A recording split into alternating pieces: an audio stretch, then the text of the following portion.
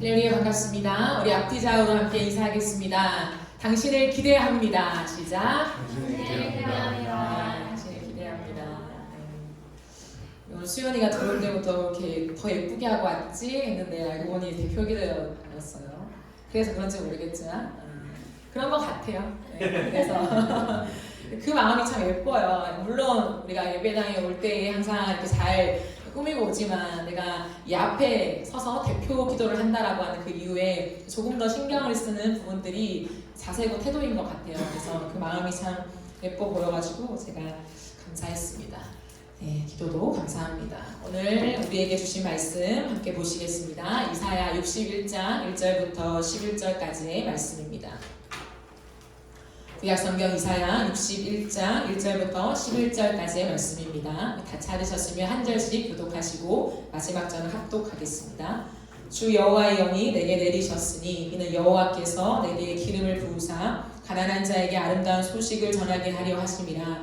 나를 보내사 마음이 상한 자를 고치며 포로된 자에게 자유를, 갇힌 자에게 노임을 선포하며 여호와의 은혜와 우리 하나님의 복음의 날을 선포하여 모든 슬픈 자를 위로하되 무릇 시온에서 슬퍼하는 자에게 화가를 주어 그 죄를 대신하며 기쁨의 기름으로 그 슬픔을 대신하며 찬송의 옷으로 그 근심을 대신하시고 그들이 의의 나무 곧 여호와께서 심으신 그 영광을 나타낼 자라 일컬음을 받게 하려 하심이라.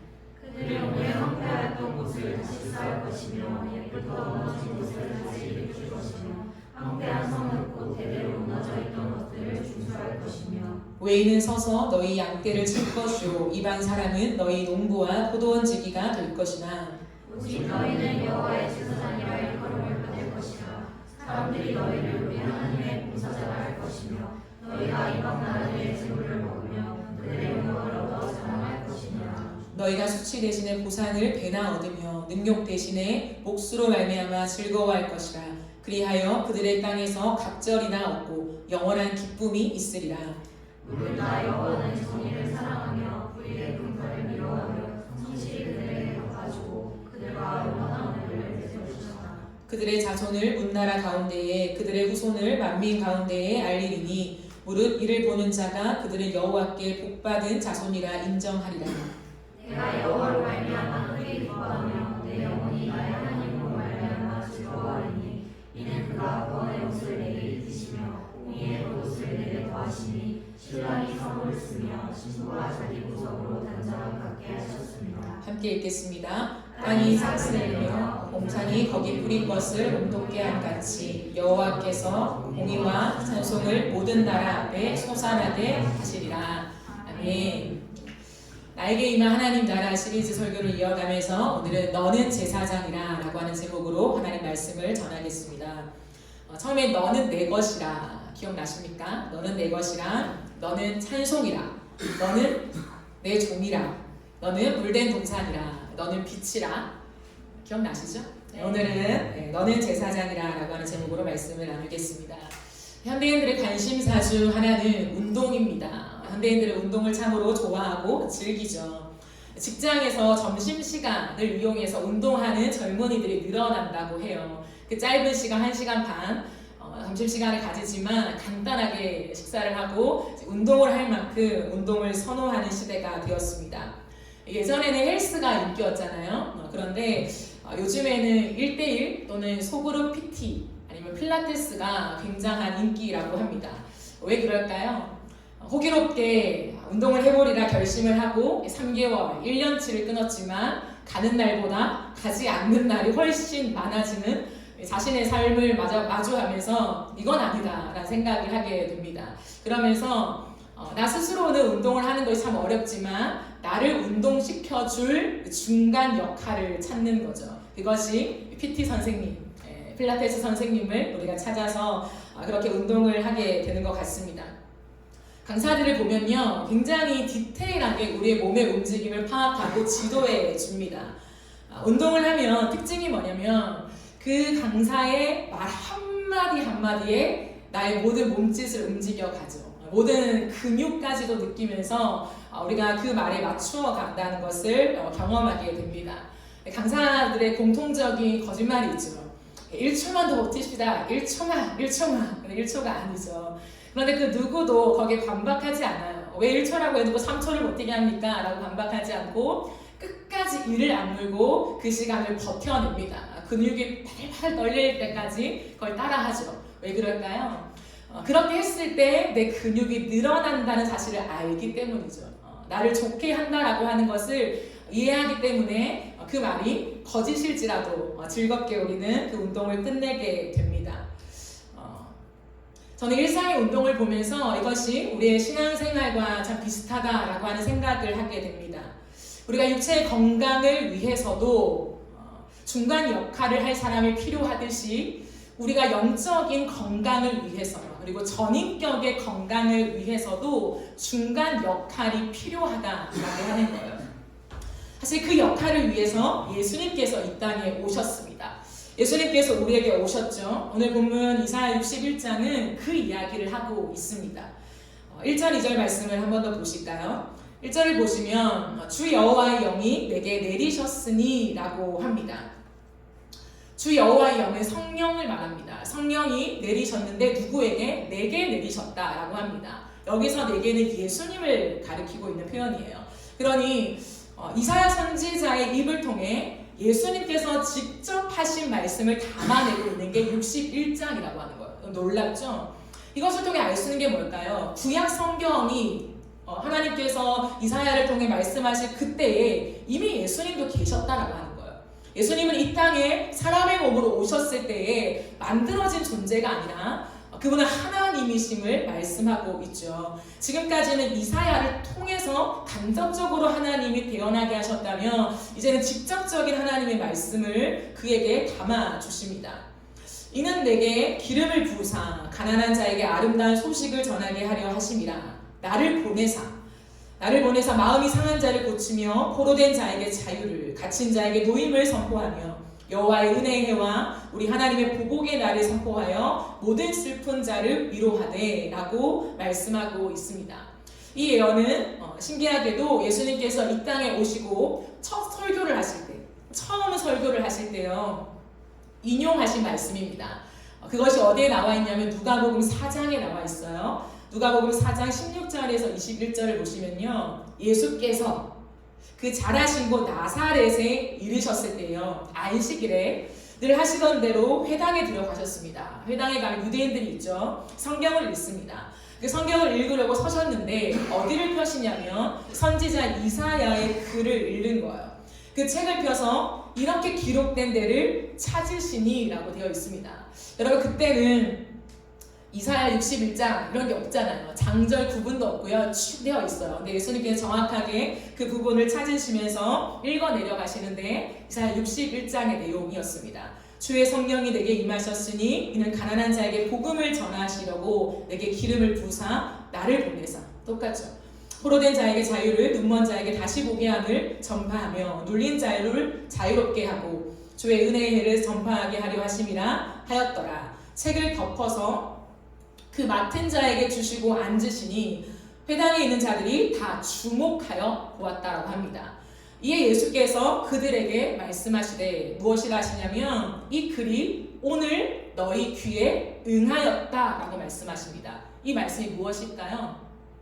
오늘 이 말씀 우리가 읽은 이사야 61장의 이 말씀이 오늘 너희의 귀에 지금 앉아있는 유대인들 너희의 귀에 응하였다 이루어졌다라고 하는 거죠.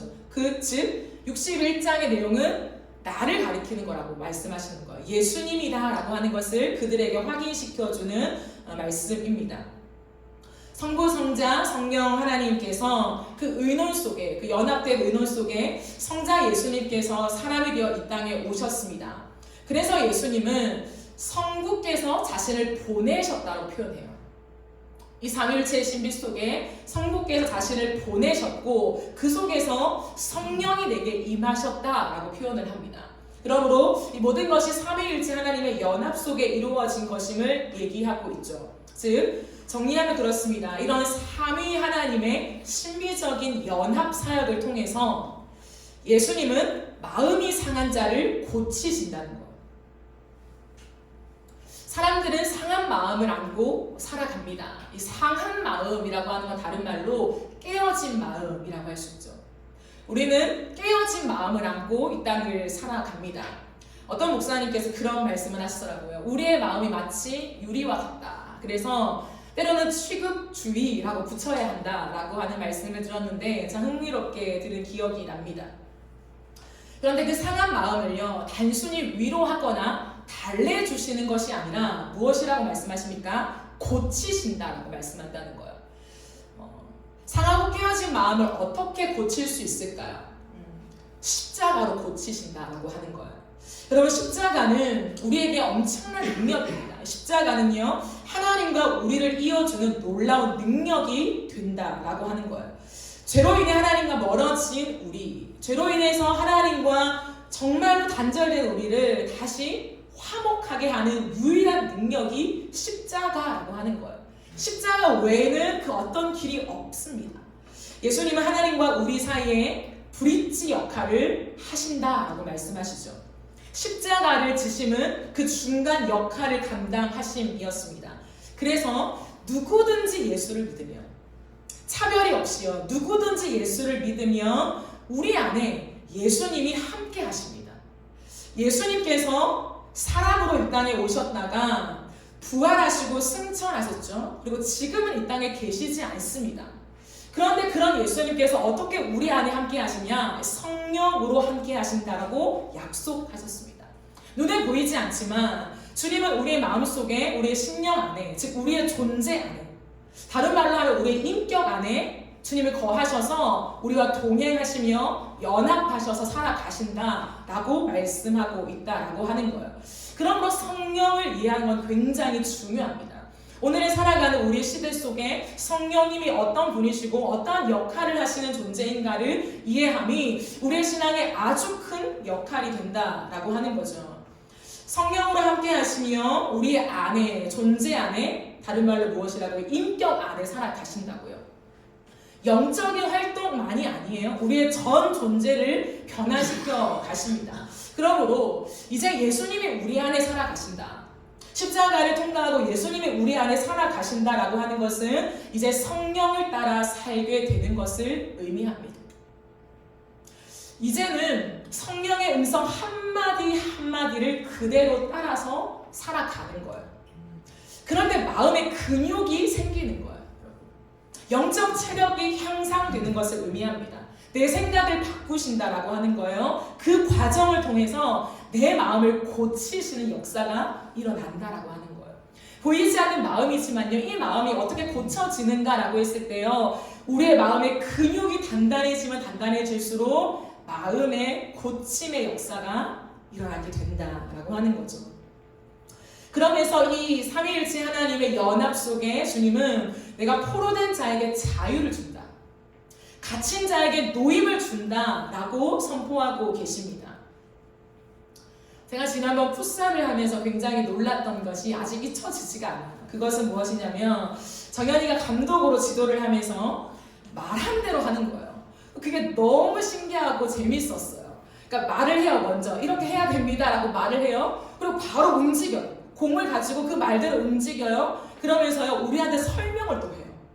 이 스텝들이 난 너무 신기한 거예요, 사실은. 그래서 우리가 교회 안에서 보던 정연이 맨날 이렇게 구박하고 했지만 너무 날쌘 거예요. 너무 날쌔서 진짜 멋져 보이는 거예요.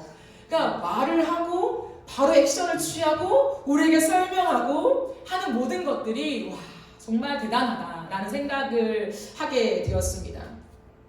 여러분, 저는 이거라고 생각해요. 이거예요. 이렇게 살아가는 게 우리의 신앙생활이라는 거예요. 말한 대로 살아지는 거. 우리가 말한 대로 어떻게 살아? 머리를 쥐어짜고 우리는 말한 대로 못 살 것 같아 라고 생각하지만 어느 순간 말한 대로 사라질 때 신앙생활이 재미가 있는 거예요. 풋살 하나 할 때도 말한 대로 내가 움직여지고 누군가한테 설명할 때 굉장한 자부심이 생기고 약간 어깨가 쿵쿵 되는 그걸 느끼는데, 하물며 우리의 인생 속에 내가 고백한 대로 내가 하나님 앞에 나아간 그 말대로 내 삶이 움직여가는 것들을 내가 확인할 때에 우리의 신앙생활은 그때부터 재미가 있어지는 거예요. 여러분, 신앙생활은 어렵죠? 힘들어요. 맞아요. 하지만 재미가 있습니다. 여러분 재미없이 어떻게 신앙생활을 합니까? 하나님은 우리의 인생 속에 십자가를 걷는 길이 고달프지, 눈물이지, 고뇌지, 맞아요. 그러나 그 안에 기쁨이 있다라고 말하는 거예요. 운동을 하는 게 어렵잖아요. 그러나 그 운동의 어려움 속에서 기쁨을 발견해내고 내가 느끼니까 그것을 지속하는 것과 같은 원리다라고 하는 것입니다. 그럴 때 주시는 은혜가 자유함이라고 하는 거예요. 공만 보고 어떻게 해야 될까? 어떻게 바로 움직여야 돼? 어떻게 뛰어야 돼? 그것을 뛰어넘어서 자유하게 되는 거예요. 어떻게 믿음으로 살아야 돼? 이 상황 속에 내가 어떻게 해야 돼? 머리는 알겠는데 발이 안 나가. 손이 안 나가. 내 표정을 어떻게 해야 되는 거예요? 이 모든 과정들이 조금씩 통과가 되어지면서 자유를 누리게 되는 거예요. 되는 거예요. 사라지는 거죠. 그런 은혜가 우리의 신앙생활에도 고스란히 적용될 수 있다라고 하는 거예요. 그 놀라운 십자가를 통해 하나님이 이 자유함을 우리에게 주신 거죠. 그렇기 때문에 힘들지만 믿음으로 걷는 것이 걸릴 것이 없는 기쁨과 해방과 자유함 속에 우리가 이 길을 지속하게 되는 것입니다. 그러므로 이제 하나님께서 이 놀라운 은혜를 우리에게 주셨잖아요. 누구를 통해? 브릿지 역할을 하시는 예수 그리스도를 통해 그 한 분이신 우리의 유일한 길이 되시는 예수님을 통해서 하나님과 우리의 멀어진 관계를 이으시며 우리의 인생 속에 놀라운 복음의 능력을 주셨다라고 하는 거죠. 그렇기 때문에 예수님께서는 이제 나아가 그런 우리에게 새 이름을 주십니다. 너는 제사장이라.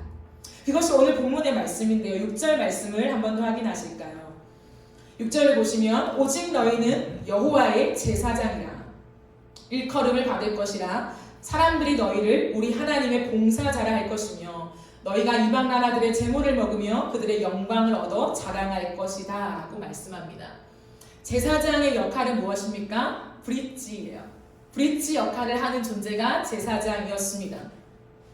하나님을 섬기는 사람이죠. 조금 더 구체적으로 말하면 하나님과 사람들 사이에 서 있는 사람, 이것이 제사장입니다. 죄인인 우리가 하나님께 갈 수 없었죠. 하나님 편에서도 마찬가지예요. 하나님이 죄인인 우리를 바라보시면서 너희는 죄를 지었잖아, 나와 함께 할 수 없어 라고 밀어내시며 무시하시며 가까이 가기를 원하지 않으시는 것이 아니라 너무 가까이 가기를 원하셨다는 거예요.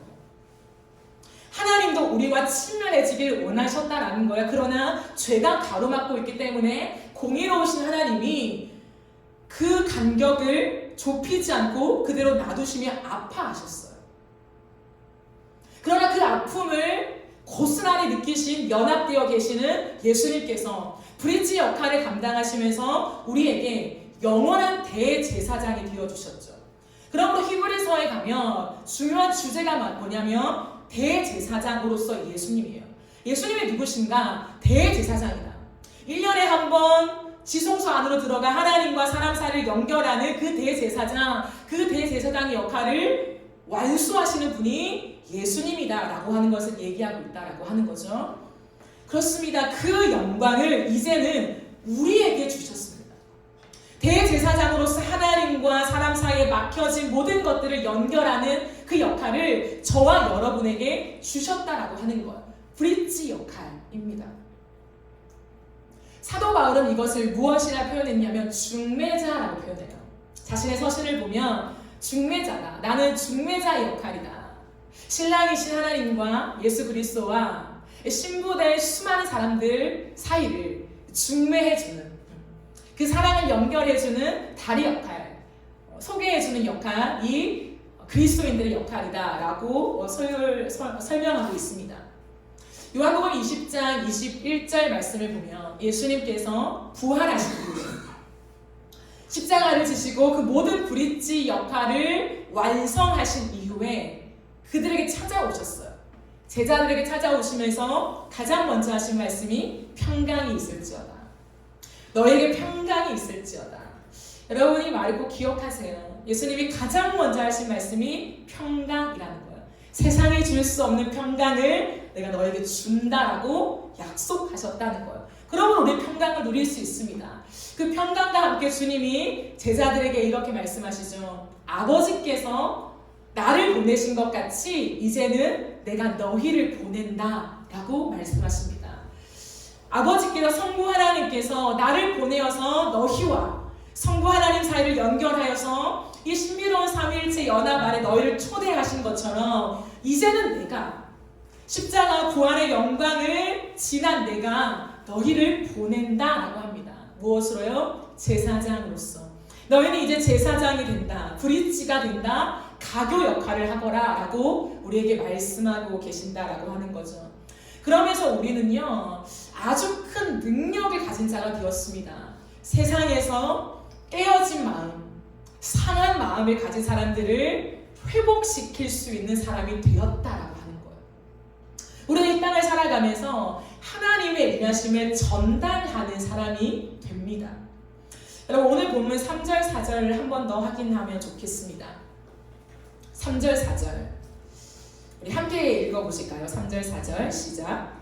무릇 시온에서 슬퍼하는 자에게 화관을 주어 그 죄를 대신하며 기쁨의 기름으로 그 슬픔을 대신하며 찬송의 옷으로 그 근심을 대신하시고 그들이 의의 나무 곧 여호와께서 심으신 그 영광을 나타낼 자라 일컬음을 받게 하려 하십니다. 그들은 오래 황폐하였던 곳을 다시 쌓을 것이며 옛부터 무너진 곳을 다시 일으킬 것이며 황폐한 성은 곧 대대로 무너져 있던 것들을 중수할 것이며 아멘. 이 은혜가 제사장 된 우리에게 주어진 능력이라고 하는 거죠. 영적인 권위를 우리에게 회복시켜 주시면서 나를 통해 중수되는 역사가 일어난다라고 하는 거예요. 사람들이 세워지게 됩니다. 교회가 다시금 세워지게 됩니다. 우리의 무너진 가정들이 세워지게 됩니다. 다음 세대가 일어나게 된다는 거예요. 저는 이 말이 너무 좋아요. 중수하는 자. 무너진 것을 다시금 세워놓는 그 중수자의 역할이요. 너무 필요하거든요. 근데 그 역할로 하나님이 우리를 부르고 계신다라고 하는 거예요. 성령이 일하시는데 여전히 지금 이 시대도 성령은 왕성하게 일하십니다. 왕성하게 일하시는데 그 일하심에 우리를 사용한다는 거예요. 여러분 초대교회 때나 이전 시대 때는요, 성경의 시대 때는 성령의 역사가 진짜 병고침, 귀신이 쫓겨나가고 우리가 가시적으로 보이는 무언가가 변한 것으로 나타났어요. 근데 오늘날에는 그런 역사가 많이 일어나진 않죠. 일반적으로. 그렇기 때문에 우리는 어떤 생각을 하냐면 성령의 역사 알지만 그 성령의 역사는 방언을 하거나 진짜 귀신을 쫓아내거나 병든 자에게 명했을 때 병든 자가 치유를 받거나 그런 게 성령의 역사 아닐까라고 생각하면서 그 성령의 역사를 많이 약화시키고 어떤 영역 안에 고립시켜요. 근데 그렇지 않습니다. 오늘날에 더 역사하시는 분이 성령 하나님이시고 성령의 역사가 더 왕성하게 일어납니다. 그런데 오늘날에는 많은 의술이 갖추어져 있잖아요. 그렇기 때문에 하나님이 그걸 선용하시는 거고 선교지는 여전히 그런 역사가 일어나잖아요. 왜? 아직 그런 의료 시스템이 갖추어지지 않기 때문에. 그러나 오늘날 우리에게 그 모든 것들이 갖추어진 우리 안에는 가시적으로 눈에 보이게 병든 자가 낫게 되는 그 치유의 역사가 일어나진 않지만 하나님이 우리의 상한 마음을 고치심으로 역사된다는 거예요. 성령의 역사는 우리의 마음 상처, 제가 지난번에 목요일도 말씀드렸듯이 우리 안에 쓴뿌리가 있어요. 그 쓴뿌리를 해소하고 잘 다듬어야 성숙하고 건강한 인격이 되거든요. 하나님은 그 일을 하신다는 거예요. 성령의 역사가 우리가 생각하는 영적인 영역 안에 국한되지 않아요. 하나님은 내 상한 마음을 치유하시고 싸매시고 고치셔서 강력한 믿음의 근육을 가지고 이 땅 가운데 당당하게 기쁨으로 살아내기를 즐거워하시거든요. 그 역할을 하시는 분이 성령이세요. 그리고 그 성령이 이제 우리 안에 거하시면서 나를 통해서 다른 사람의 마음을 치료하시는 역사를 일으키신다는 거예요. 상처받은 사람, 힘이 없는 사람, 고립되어 있는 사람, 처져 있는 사람, 그 사람들을 다시 일으키면서 그 마음에 단단한 근육이 생기도록 우리를 사용하고 계신다는 거죠. 그게 제사장의 역할이라고 할 수 있습니다. 여러분 성령이 일하신다. 다른 말로 하면 하나님이 일하신다라고 하는 우리가 표현을 많이 쓰잖아요. 하나님이 일하시게 하라. 이 표현이 우리로 하여금 때는 어려울 때가 있습니다. 왜냐하면 하나님이 일하시게 한다면 나는 가만히 있어야 하는 건가? 내가 나서지 말고 하나님이 일하실 수 있도록 나는 가만히 있는 것이 내 인생 속에 하나님이 역사하시는 건가? 라고 하는 질문이 생길 수 있습니다. 그러나 그렇지 않아요. 우리의 인생 속에 하나님이 일하시게 하라, 하나님의 일하심을 믿고 경험하라 라고 하는 그 의미는 우리가 아무것도 하지 않음을 의미하는 것이 아닙니다.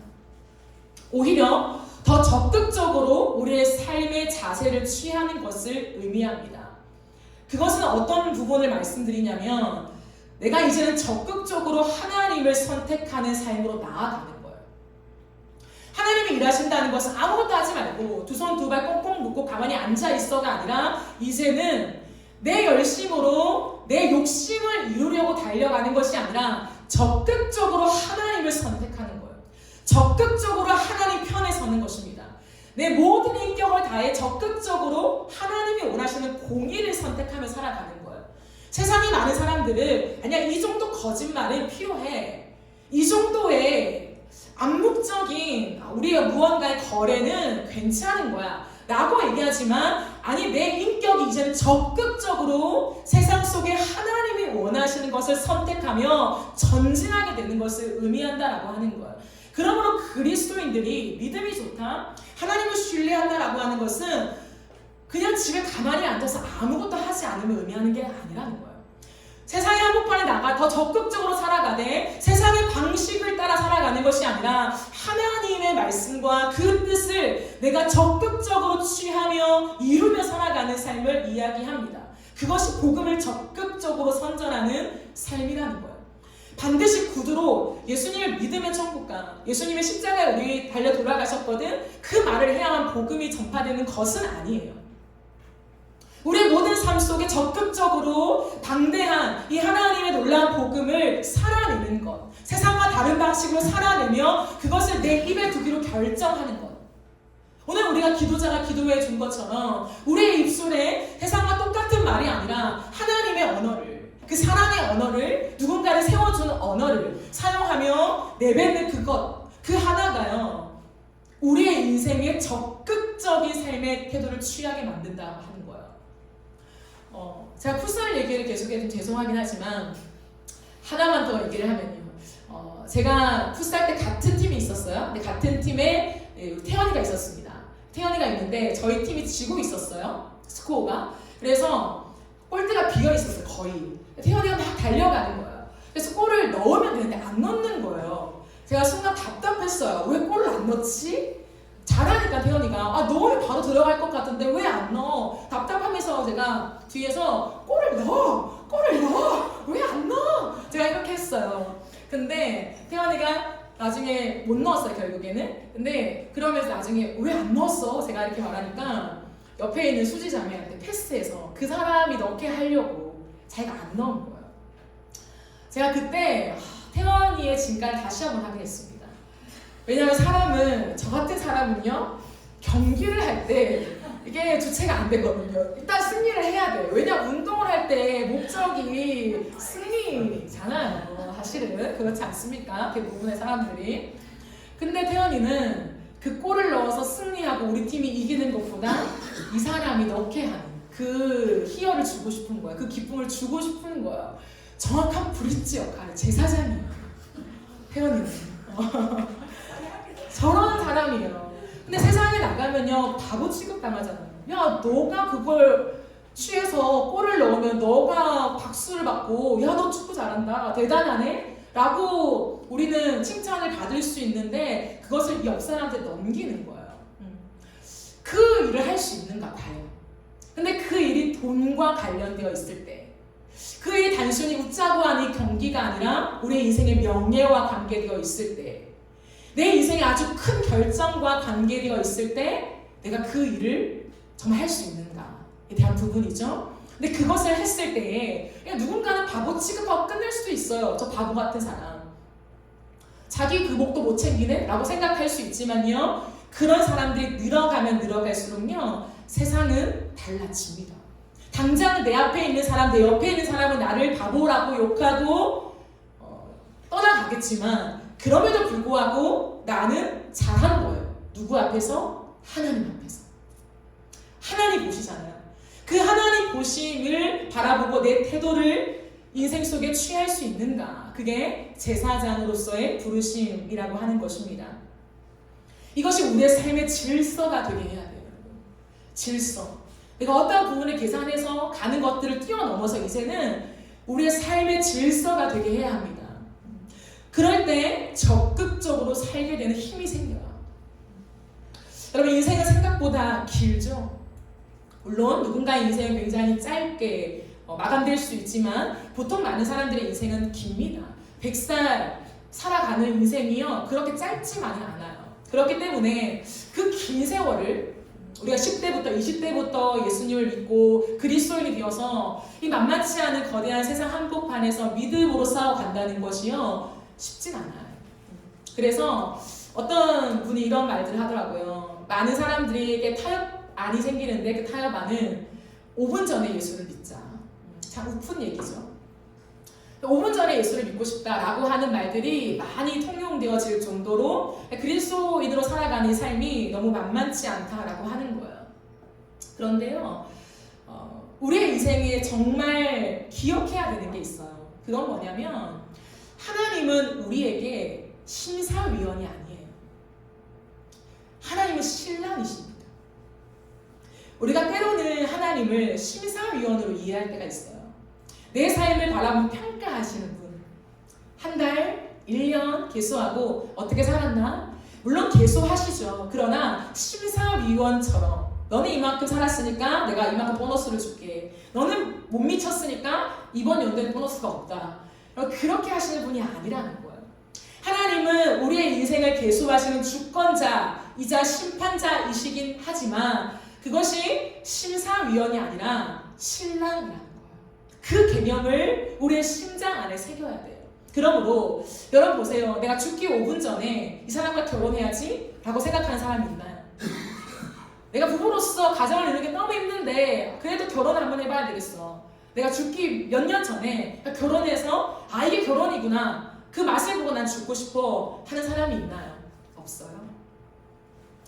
비록 관계 안에 여러 가지 어려움이 있고 그 부모님들과의 관계 안에 복잡한 미묘한 감정 싸움과 내가 감수해야 될 것들과 수만 가지 일들이 있지만 내가 그 사람을 사랑한다면 더 일찍 결혼하고 싶은 것이 정상적인 마음이라는 거예요. 우리가 하나님을 대할 때 하나님이 정말 내 사랑의 대상이다. 정말 나를 너무너무 사랑하여서 난 너 없으면 안 돼. 난 너가 꼭 필요해. 라고 하는 그 하나님의 마음을 알고 나 또한 주님을 진정 사랑한다면요, 우리는 조금 더 일찍 철이 들어서 그 주님과 함께 깊은 사랑의 관계를 갖고 싶은 것이 마땅하다는 거죠. 자연스럽죠. 하나님과 오늘 어떤 추억을 만들까? 싸울 날도 있을 거예요. 때로는 토라질 날도 있죠. 하나님 이건 좀 너무한 거 아니에요? 라고 할 때도 있어요. 그러나 그 모든 과정이 행복한 거예요. 그게 사랑이라고 하는 거죠. 그렇다면 우리는 조금 더 일찍 이 20대 30대에 하나님 앞에 부름받은 것이 얼마나 감사한 일인지 몰라요. 고달픈 일들이 있겠죠. 하지만 그 주님이 나를 얼만큼 사랑하심을 알기에 그 사랑의 동행이 더 길어진다라고 하는 것이 너무 행복하고 감사하고 즐겁게 우리 이 땅을 걸어갈 수 있게 되는 거죠. 우리가 브릿지 역할을 해야 하는 중차대한 이유가 있습니다. 그것은 우리가 전하는 것은 단순히 격려의 차원이 아니라는 거예요. 제가 아까 말씀드렸잖아요. 예수님은 단순히 우리를 격려하고 응원하고 엉덩이를 토닥거려 주면서 괜찮아 많이 힘들었지 이 정도의 차원이 아니라 우리의 마음을 고치신다는 거예요. 우리의 모든 전인격을 고치신다는 거예요. 망가진 모든 성품과 삶의 태도와 질서를 고쳐서 새롭게 하신다는 거예요. 그것은 하나님만 하실 수 있어요.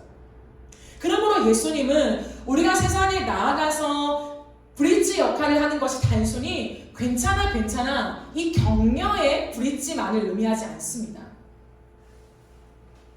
하나님의 용서를 전달하는 사람이라는 거예요. 하나님의 사랑을 전달해주는 사람이라는 거예요.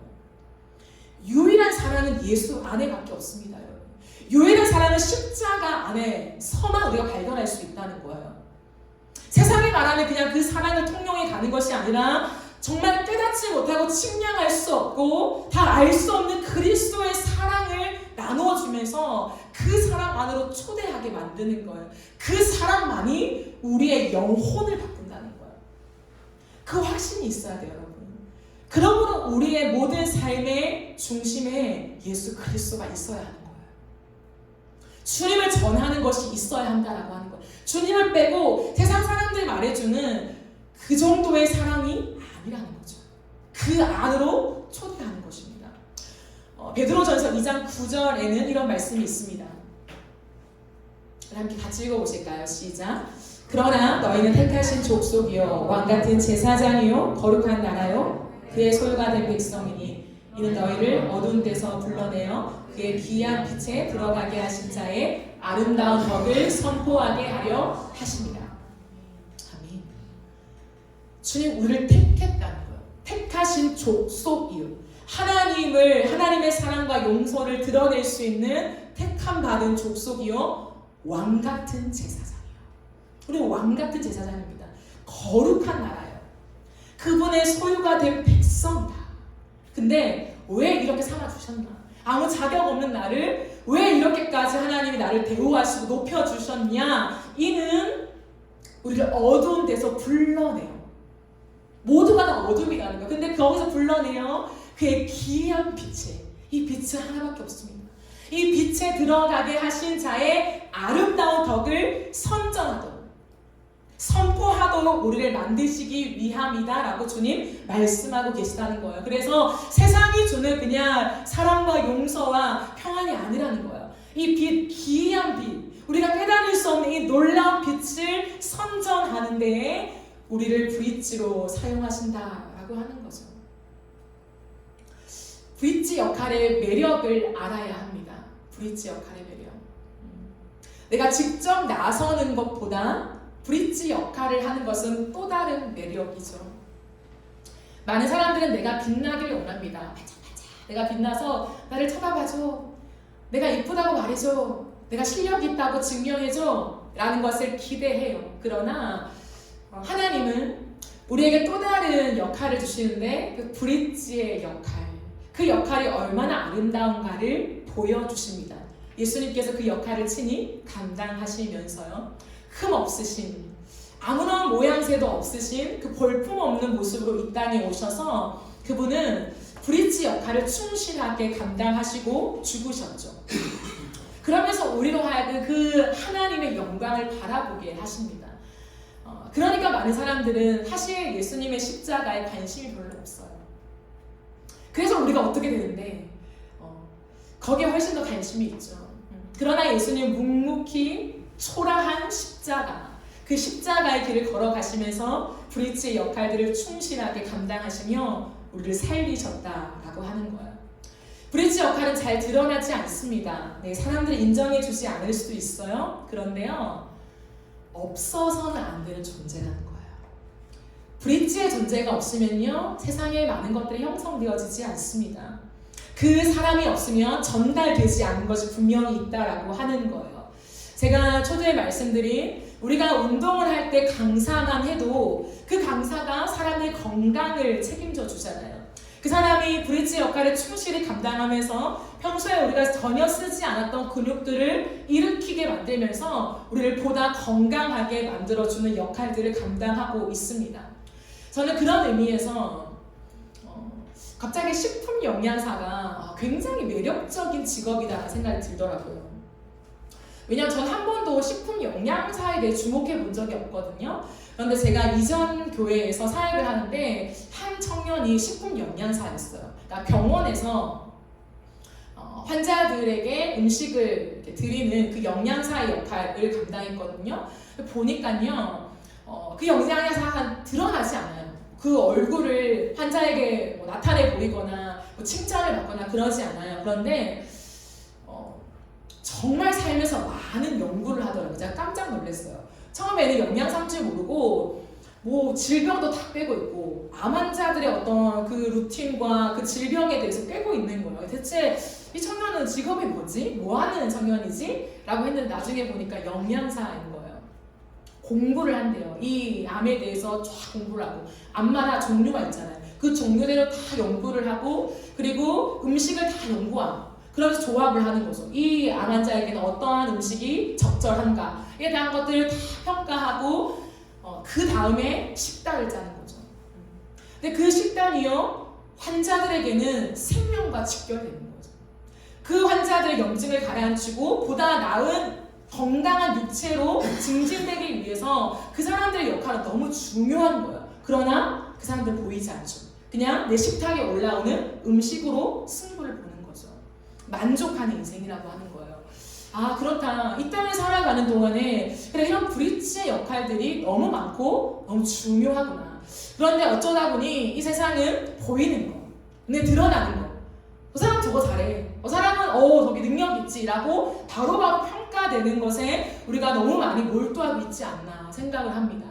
그러나 우리가 인생을 살아가면서 이 브릿지의 역할이 얼마나 중요한가를 깨달아가면서 하나님과 사람들 가운데 또 이 브릿지의 역할을 하는 것이 얼마나 훨씬 더 중요하다라고 하는 것을 우리가 깨달아 가야 한다라고 하는 거죠. 그렇다면 그것이 어떻게 가능할까요? 어떻게 그 브릿지의 역할을 우리가 충실히 감당하면서 그 많은 사람들을 하나님께로 인도하고 믿음의 근육을 키워줄 수 있을까요? 내가 먼저 지속적인 훈련을 해야 한다는 거예요. 지속적인 훈련을 하면서 내가 먼저 건강해져야 다른 사람을 지도할 수 있는 역할을 할 수 있습니다. 강사가 그 강사로서의 기능을 감당하려면 자신이 먼저 그 모든 지속하는 훈련을 통과해야 서치가 가능하죠. 다른 사람을 봤을 때 다 보이는 거예요, 흐름이. 그냥 머리로 외워서 하는 게 아니라 사람들이 운동을 할 때 허리를 더 드시고요. 호흡을 내뱉으시고요. 눈을 뜨시고요. 발을 올리시고요. 팔을 조금 더요. 무릎을 조금 더요. 이 디테일함이 어떻게 나오냐. 자신이 그 모든 걸 겪었기 때문에 하면서도 지도할 수 있는 거예요. 우리는 호흡이 딸리는데 그분들은 호흡이 안 딸려요. 그게 돼야 다른 사람의 인생을 디테일하게 보면서 지도할 수 있는 거죠. 예수님께로 어떻게 가야 되는지 예수님을 믿어. 성경을 봐. 이 정도가 아니라 디테일하게 인생 속에 한 걸음 한 걸음을 지도할 수 있는 영적인 힘이 생겨나게 되는 것입니다. 브릿지 역할은 그렇습니다. 다른 사람에게 믿음의 근육을 만들어주는 거예요. 내가 다른 사람에게 믿음의 근육을 만들면서 그 사람이 주님께로 갈 수 있게 만드는 거죠. 저는 그런 차원에서 우리의 인생 속에 이제는 디테일이 필요해요. 믿음이 하나님, 성자 예수님, 성령님 모르는 사람이 어디 있습니까? 십자가를 모르는 사람이 어디 있어요? 근데 이제는 우리의 인생 속에 디테일이 필요해요. 정교함이 필요하다는 거예요. 그 정교함에 믿음의 훈련이 들어가야 한다는 거예요. 훈련하지 않고선 누군가를 이끌 수 없습니다. 저는 그런 차원에서요. 우리가 지금 53장 암송하잖아요. 저는 엄청난 훈련이라고 생각해요. 우리가 지금 조사 하나 안 틀리고 몇 주 동안 지금 반복해서 말씀을 암송하잖아요. 우리 인생에서요. 사실 조사 몇 개 틀리는 거 상관없어요. 그게 우리의 구원에 직결적으로 연결되는 것도 아니고 이사야 53장 암송 안 해도요. 아무런 문제가 없잖아요. 사실은. 그런데 왜 합니까? 왜 굳이 조사 하나까지 매일매일 암송해서 올립니까? 어제 올렸는데 디테일을 훈련하는 전 자세라고 생각해요. 구원, 어떤 큰 구원으로 연결하는 것이 아니라 삶의 자세의 디테일을 훈련하는 거예요. 내가 조사 하나까지 안 틀리고 내가 하면서 완벽하게 외우면서 내가 또 다른 사람에게요 정교하게 믿음의 훈련을 시켜줄 수 있어요. 그건 디테일이에요. 삶의 자세를 배우게 된다는 거예요. 저는 그래서 이 부분이 우리에게 대단한 훈련이 된다고 생각해요. 넘어갈 수 있지만 하루하루 여러분도 올리시잖아요. 올리면서 다시 한번 점검하고 저도 그렇거든요. 혼자 있기 때문에 제가 암송을 하고 다시 그걸 보면서 비교해요. 내 앞에 누가 있는 것이 아니기 때문에. 그럼 2중, 3중 정말 10번 지금도 제가 어제 올릴 때도 3번, 4번 다시 했거든요. 그렇게 많이 암송을 했는데도 불구하고 또 틀려가지고 그러면서 4번을 또 암송을 하고 다시 올렸어요. 근데 그렇게 1시간, 암송할 때 거의 30분 1시간이 들잖아요. 그 시간에 내가 매일매일 뭐 하는 짓이야? 누가 생각할 수 있어요. 뭐 내가 이걸 디테일하게 외워가지고 뭐 할 거야? 할 수 있지만 우리의 마음의 자세를 훈련하는 것이라고 저는 생각합니다. 매일 큐티하는 것도 마찬가지예요. 큐티 안 해도 돼요. 큐티 안 해도 하나님과의 관계 속에 우리가 문제없이 넘어갈 수 있습니다. 그러나 그게 이제는 우리의 삶의 디테일을 연습하는 것 같아요. 그냥 그래도 돼 이게 아니라 강사처럼 그 사람을 보면서 근육이 보이지 않는 옷을 입었는데도 근육이 어떻게 움직이는지 다 보이는 거예요. 그게 어떻게 가능합니까? 자신의 인생 속에 디테일을 훈련했기 때문이에요. 내 눈썹 하나 움직임이 어떠한지를 캐치해내는 그 정도까지 간 거예요. 우리가 늘 말하잖아요. 운동할 때 숨이 차오를 정도로 해야 된다고. 예, 헉헉거릴 정도로 해야 된다고. 나머지 1초 버티게 해야 된다고요. 신앙생활도 마찬가지라는 거예요. 헉헉거리죠? 근데 헉헉거림에서 매달려서 그 1초를 버텨야 그 다음을 통과가 돼요. 하나님 우리 사랑하시지. 우리에게 무한한 은혜를 주시지. 그렇게 퉁치고 살아가면요. 우리의 믿음의 근육은 안 생겨요. 그냥 항상 주상적으로 하나님 날 사랑하시고 잘 살아야 되는데 못 살아. 회개해야 되고. 그렇게 해야 되지만 부족하고 항상 이 쳇바퀴를 돕니다. 여러분 그렇지 않아요. 우리가 믿음의 경주를 당할 때요. 금방 결승전으로 가는 것이 아니라 끝없이 연습하면서 조금씩 호흡이 길어지는 거예요. 조금씩 체력이 단련되어지는 것처럼 영적인 체력도 조금씩 늘어나는 거예요. 어쩌다 보니까 그게 되네? 그 자세가 되네? 그게 나오는 거죠. 그 디테일을 감당하려면 오늘 하루 동안에 충실하게 주님께 나아가야 돼요. 그게 승부수가 됩니다. 그러므로 제가 늘 강조하는 거예요. 큐티 안 해도 되고 안 올려도 되지만 그 올림의 훈련 공동체가 다 같이 하기 때문에 나로 하여금 내가 했을 때 이 사람도 자극을 받잖아요. 이 사람도 올리면서 우리가 소통이 돼요. 내가 한 번 큐티하고 이 사람이 올린 큐티를 보면서 2번 큐티를 하고 이 사람이 올리는 찬양을 통해 3번 큐티를 하고 반복되면서 풍성해지는 거예요. 그걸 함께 만들어가는 게 팀이거든요. 그러니까 서로의 근육을 키워주는 거예요. 나 하면 열심히 달리는 게 아니라 옆에서 뛰어 조금만 더 그 훈련들이요 우리의 영적인 성장을 일으킨다는 거예요. 근데 하루를 가볍게 여긴다? 그게 우리에게 완전 마이너스인 거예요. 그 생각들을 하면서 우리가 신앙이 거창한 게 아니다. 우리가 단순한 운동 하나도 그렇게 디테일을 따지는데 영적인 우리가 영역 속에서도 그런 생각만 한다면 우리의 인생은 달라지게 되는 거죠. 그렇게 가면서 하나님은 우리의 삶 속에 하나님의 브리지 역할을 감당하게 합니다. 누군가 상담을 요청해도 명확하게 그 사람 인생을 우리가 진단할 수는 없죠. 그러나 추상적으로 그냥 기도해봐. 하나님 응답해 주시겠지가 아니라 그 사람의 마음을 살피게 되고 조금 더 구체적으로 내 인생 속에 역사했던 하나님을 말해주게 되고 한 걸음 어떻게 가야 될지를 힌트를 주게 되는 그 영역까지는 갈 수 있다는 거예요. 그런 사람이 될 때에 많은 사람들이요 한 걸음 하나님 안으로 들어오게 된다는 거예요. 그리고 가장 중요한 건 기쁨이 생겨요. 재미가 있어요.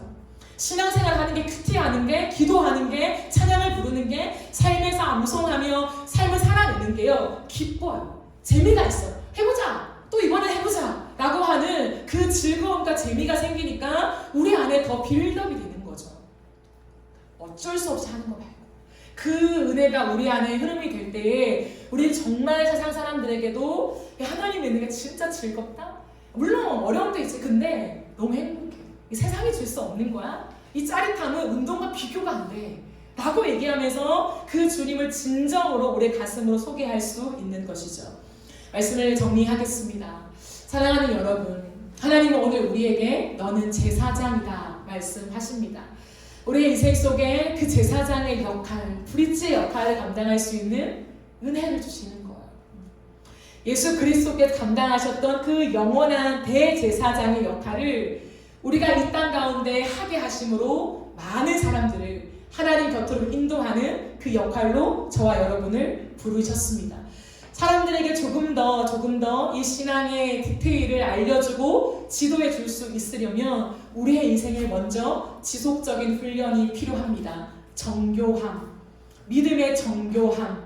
이제는 이 정교함을 만들어내야 돼요. 하루하루 우리가 쌓여가는 그 정교함을 통해서 어느 순간 내가 누군가를 인도할 수 있는 브릿지가 되는 거예요. 영광스럽잖아. 나 같은 사람이? Of course. 당연하지. 될 수 있다는 거야. 너도 될 수 있어. 그 브릿지의 역할을 더 존귀하게 여기십니다. 반짝반짝 빛나지 않아도 누군가에게 도움의 달이 되어준다는 거, 그 도움의 돌이 되어준다는 거, 너무나도 영광스러운 일이죠. 그 직분에 대한 영광을 우리가 껴안고 이 땅을 살아가는 동안에 우리가 먼저 지속적인 정교한 훈련으로 들어가고 또 나아가서 많은 사람들에게 주님을 소개하는 왕같은 제사장이 되어지기를 예수님의 이름으로 축복합니다. 네, 우리 함께 찬양하고 기도하겠습니다.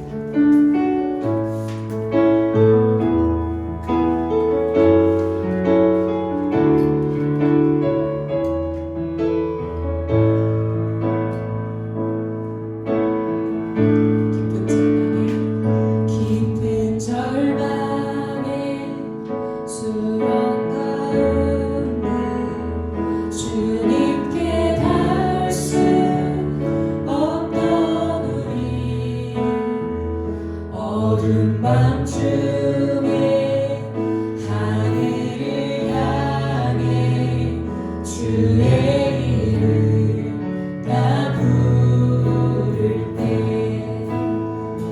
어둠을 뚫고 오신 주 사랑 나의 절망 거두셨네.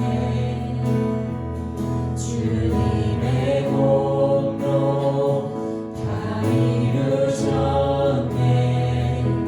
주 예수 나의 산소. 한 번 더 깊은 절망에 깊은 절망에 수렁 가운데 주님께 닿을 수 없던 우리,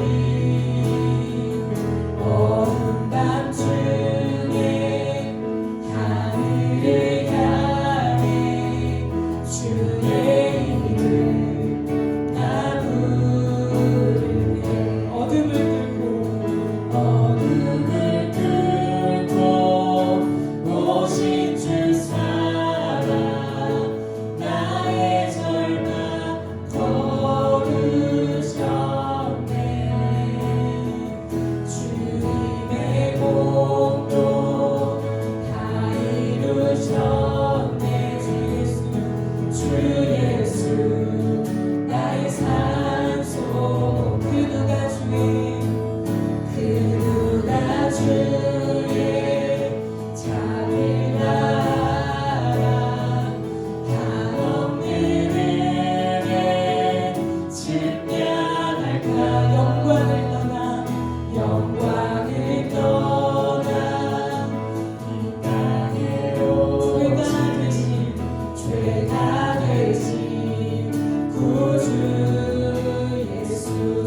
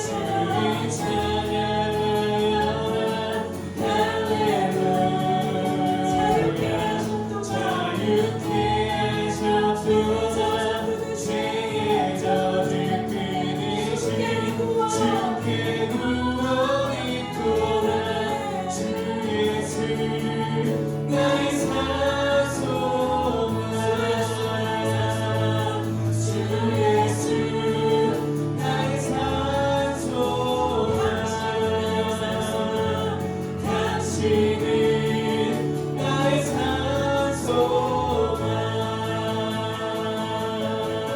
네, 우리가 이 시간 가볍게 두 손을 들고 함께 기도합시다. 네, 그렇습니다. 주님, 죄의 저주를 이기신 예수를 찬양합니다. 십자가를 통하여 하나님과 우리의 맡긴 양을 오시며 화목케 하실 예수 그리스도를 찬양합니다. 대제사장 되신 예수여, 우리에게 놀라운 은혜를 주시며 하나님 제사장의 직분까지 맡겨주시는 영광입니다. 이 땅을 사는 동안에 그 은혜를 알고 다시 한번 주님과 화목하며 이 땅 가운데 브릿지의 역할로 서게 하여 주시옵소서. 주여 부르시며 기도하며 나갑시다. 주여, 예, 하나님 그렇습니다. 예수 그리스도의 이름을 찬양합니다. 하나님 죄의 저주 끊으신 예수의 십자가의 능력을 찬양합니다. 하나님 우리의 모든 죄의 저주가 끊어졌음을 선포합니다. 예수의 십자가를 통하여 하나님과 우리 맡긴 나를 하시고 화목케 하신 하나님 그 브릿지의 역할, 화목제의 역할을 감당하신 예수를 찬양합니다. 영원한 대제사장 되신 예수여, 우리를 구원하여 주심에 감사합니다. 하나님 새 생명 주시고 하나님 우리 인격을 하나님 우리를 맡게 하신 인격을 다시 한번 충성하시며 하나님 고치심에 감사합니다. 이제 우리에게 제사장의 직분을 주시며 하나님 왕같은 제사장이라 왕같은 제사장이라 무너진 것을 중수하며 하나님이 일으키는 자라고 말씀하셨습니다. 예수 그리스도 앞으로 하나님 우리 나라의 삶을 인도하며 하나님 보냄받은 자의 역할을 충실히 감당하며 살게 하여 주시옵소서. 주여, 주여, 아버지, 그런 역할 속에 제사장의 직분을 감당하며 세상과 하나님 사이 가운데 갈라는 우리 삶이 되어지게 하여 주시옵소서. 하나님 우리를 이런 직분으로 세우셨는데 그 직분의 의미를 알아 하나님 바르게 살아갈 수 있도록 주님 역사하여 주옵소서. 우리 한 가지만 같이 기도하며 나갑시다. 하나님 이제는 우리의 믿음의 정교함을 만들게 하여 주옵소서. 신앙생활의 믿음의 근육이 생겨나게 하여 주시옵소서. 때로는 숨이 가쁠 정도로 하나님 우리의 훈련함을 통하여서 하나님 우리의 영적인 체력에 증진이 있게 하여 주시옵소서. 우리 주의 한번 외치고 기도하며 나갑시다. 주여, 예, 하나님 믿음의 정교함을 올라가게 하여 주옵소서.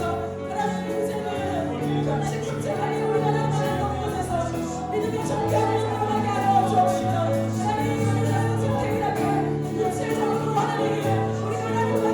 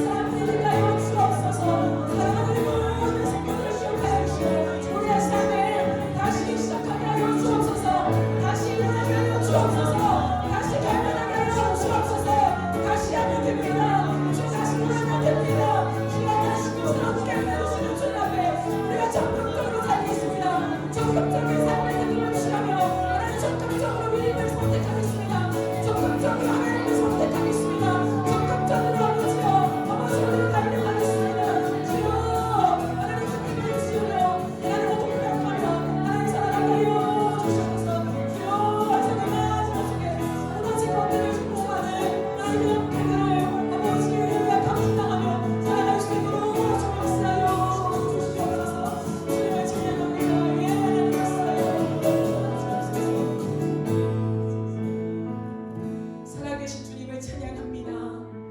예수 그리스도 주님 이 땅에 오셔서 그 모든 삶을 다 던져서 피 한 방울까지 다 쏟으시며 온몸에 채찍을 당하신 그 육신으로 십자가에 달려 죽으심으로 우리와 하나님이 막힌 담을 허시며 화목 제물이 되어주셔서 감사합니다. 하나님을 아버지라 부를 수 있는 놀라운 특권 주시고 왕같은 제사장으로서 이 땅 가운데 가장 중요한 역할들, 이 충창한 역할들, 없어서는 안 되는 역할들을 우리에게 부여해 주셔서 감사합니다. 하나님 이 은혜를 바르게 알고 우리의 인생 속에 브릿지 역할들을 잘 감당하게 하여 주옵소서. 하나님과 세상 사이에 서서 하나님과 사람을 연결해주는 가교의 역할들을 감당할 때에 하나님 그 중간 나의 역할이 얼마나 영광스럽고 뿌듯한지 그 기쁨을 소유한 자로 이 땅을 살게 하여 주시옵소서. 하나님 그 역할들을 충실히 감당하기 위하여 우리의 믿음의 훈련이 필요합니다. 이제는 정교함이 필요합니다. 하나님 하루하루를 만들어가며 숨이 차오를 정도로 우리가 훈련하며 하나님 그 고지를 넘기면서 누군가의 인생 속에 하나님을 말해줄 수 있는 하나님 그 역할들을 충실히 지도할 수 있는 우리의 삶이 되어지게 하여 주시옵소서. 우리의 인생 가운데 다시금 일으키시며 격려하신 하나님 일어나겠습니다. 세상 속에 적극적으로 주님을 선택하겠습니다. 하나님의 방법을 선택하겠습니다. 그 삶에 밀어주시고 역사하여 주셔서 하나님 기쁘게 재미가 있게 신앙생활하며 하나님 주님 앞에 즐거운 하루하루를 보낼 수 있도록 친히 역사하여 주시옵소서. 감사드리며 예수님의 이름으로 기도드립니다.